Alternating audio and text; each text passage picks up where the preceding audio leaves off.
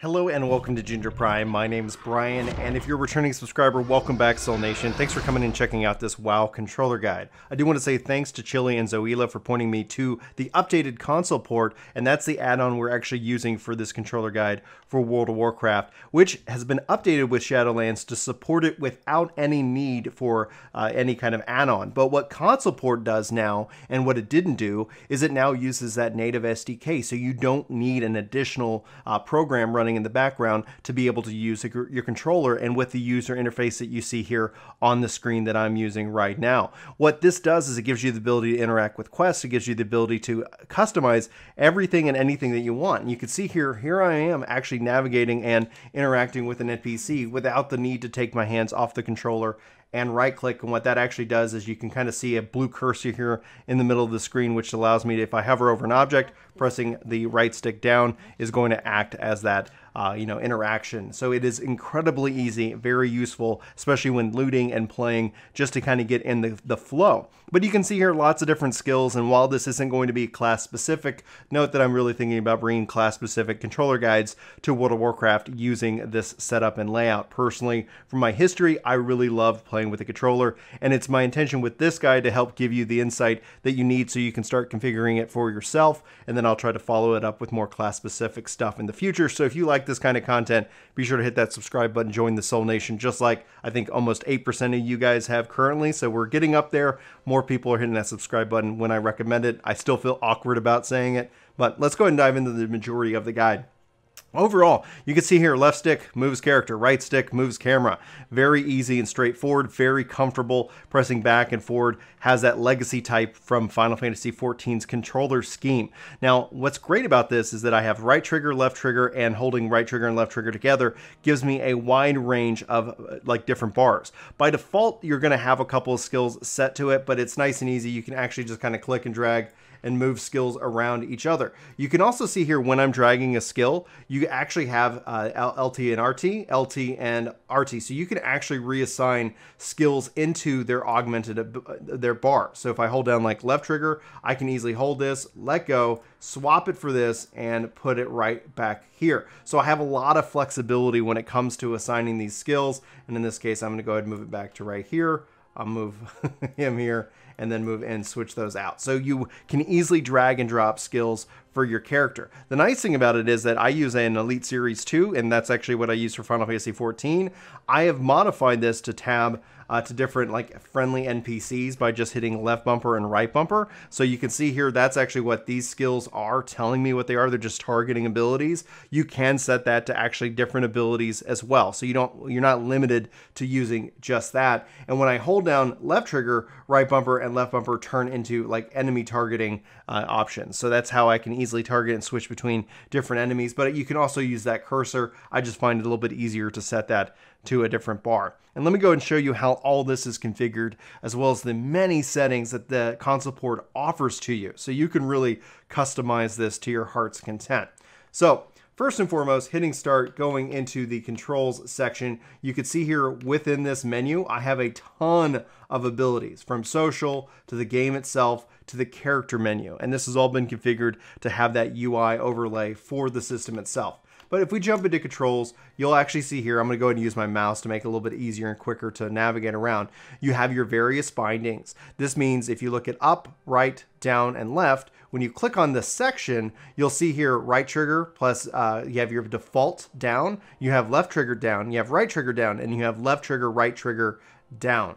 So quickly on how you get that set up, you go to settings, you click on emulation, you'll see the section emulate shift for left trigger, emulate control for right trigger. The best thing about this is this overcomes the bug that we saw in just the native SDK. So your right trigger will always act as a right trigger in this case. You can also set it to emulate alt and emulate escape if desired, but this is actually by the default. And as I play around with it, I'll let you know in future videos if I make any adjustments from there.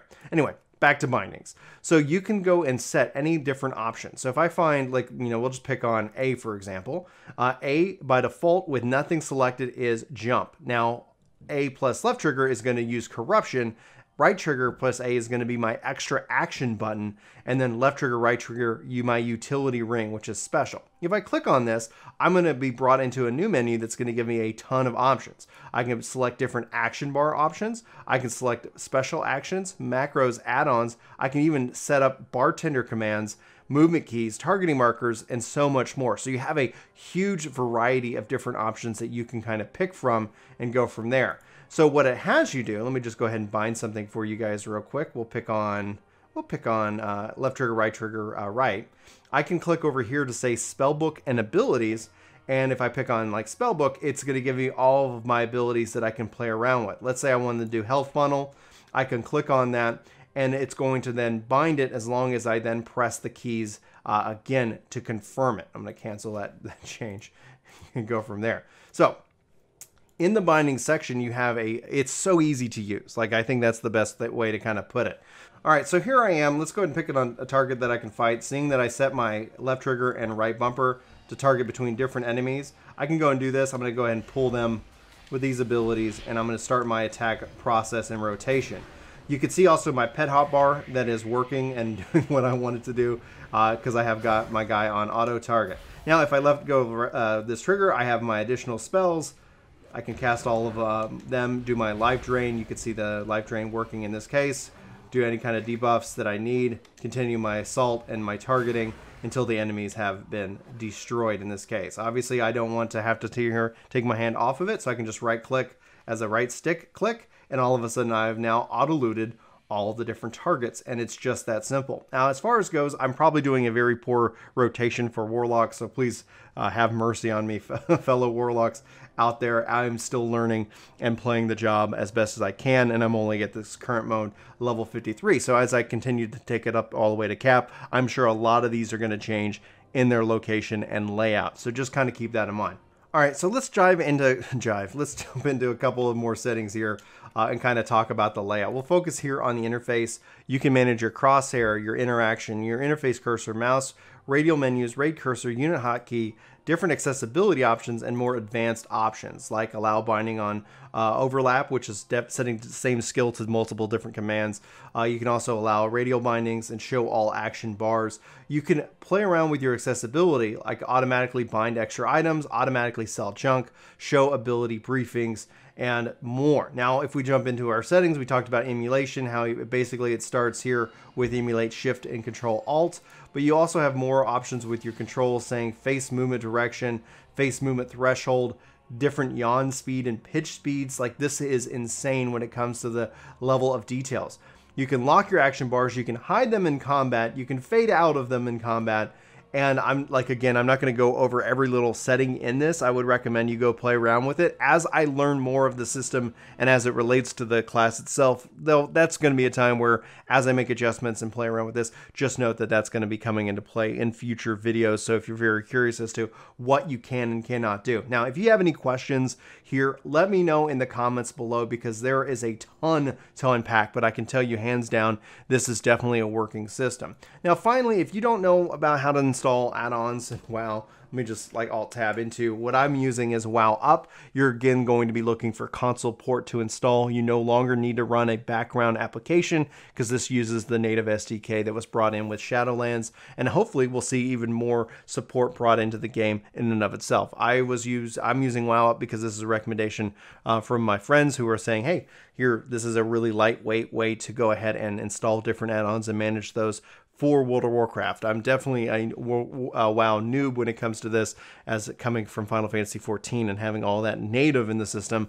WoW has add-ons to kind of make up the gap for that. So anyway, that's going to be it for this video. Hopefully you found it interesting and informative. And if you have any questions about your configuration, let me know. The hope is that you guys can go check out WoW if you're interested in it and play around with the controller, because it truly, I think, is the best way to play an MMO. And I know people disagree with me on that, but this has me play these games for much longer at a much comfortable pace than I would otherwise. And that's just perhaps me just being a little bit ridiculous, but that's who I am. So anyway, guys, for Ginger Prime, thanks for watching. Hopefully you have a fantastic day.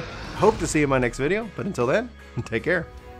This video is sponsored by me, Ginger Prime. Hopefully you'll check out my podcast channel, Ginger Gaming Radio, which we have lots of guests, lots of great conversations, and even more highlights.